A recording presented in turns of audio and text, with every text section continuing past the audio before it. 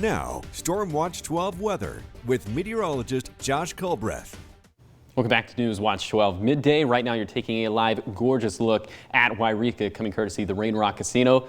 Just like the trend has been all week, no clouds up in the sky. It is already getting pretty balmy out there. Look at this. How about that? Sunny and 75 in Wairika. We were sitting in the 60s and 70s over on the east side this midday. 70s for our west side valleys, almost up to 80 degrees in Mount Shasta City. And we are at 65 degrees this midday in Brookings.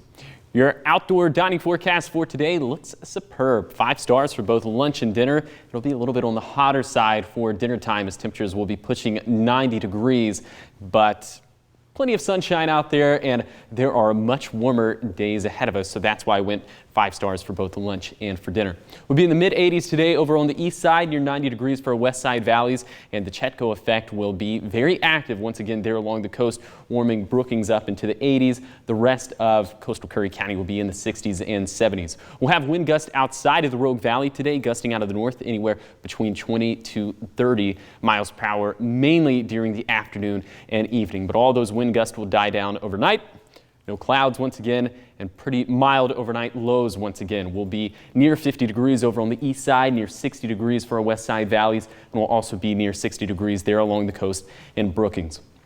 All right, I'm going to be off the screen for a little while because we have a lot of information to go over. First of all, this orange color, that represents heat advisories that are in place for the entire Newswatch 12 viewing area. These all run from 11 a.m. on Saturday to 11 p.m. on Sunday. Now, easily the hottest location within our viewing area is going to be in the west side valleys. It's looking more and more likely that the Syad Valley, the Rogue Valley, the Scott Valley, the Shasta Valley will all be pushing 105 degrees, especially on Sunday, but elsewhere we're going to be pretty hot. So if you're outside, be sure you are drinking plenty of water, that you're taking plenty of breaks. And what's important about hydrating is that you have to hydrate leading up to when you're actually going to exert all of your energy outside. But if you get outside, if you start feeling dizzy, or if you have any of these symptoms that are listed here on this graphic, of course, follow the instructions that are at the bottom of the graphic. Hopefully it doesn't come to this point, but that is just the nature of the beast that we're dealing with for this weekend.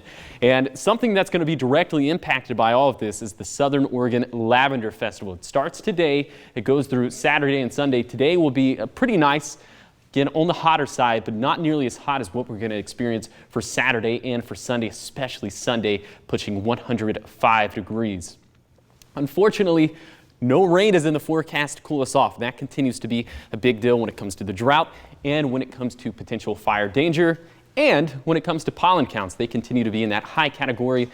At the very least, Friday through Monday, the top allergens continue to be grasses, sagebrush, and chinnopods.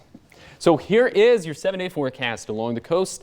The Chetco effect will start to wrap up Sunday, and then the marine layer will move in sometime between Sunday and Monday. Models are still kind of bickering about that, but we will cool off substantially by about 15 degrees into next week. For Siskiyou County, it's looking like it's going to be a very dangerous stretch of days, Saturday through Monday.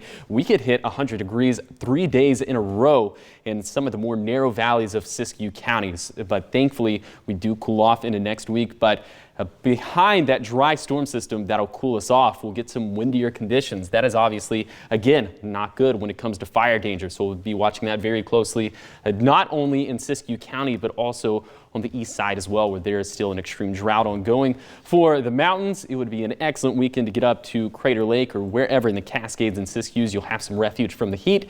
You won't have any refuge from the heat at all in the Rogue Valley, as it's looking very likely we'll break triple digits for Saturday and Sunday, cooling off, thank goodness, into next week.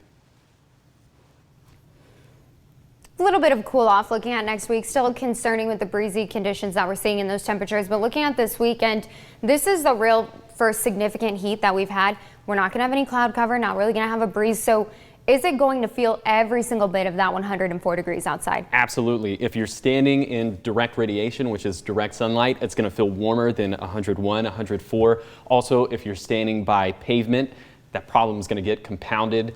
So we said this on Newswatch 12 this morning, maybe just keep it inside this weekend. And not just remembering to bring your pets and your kids out of the car, but even out on bare pavement this weekend. I assume that's going to be hot as well. Puppy feet, kids' feet. Definitely not going to want to go outside barefoot. No, definitely not. And again, it just goes back to the first point, maybe just don't go outside at all, but we know some people just can't avoid it. Yeah, absolutely. Okay, thank you, Josh. Of course.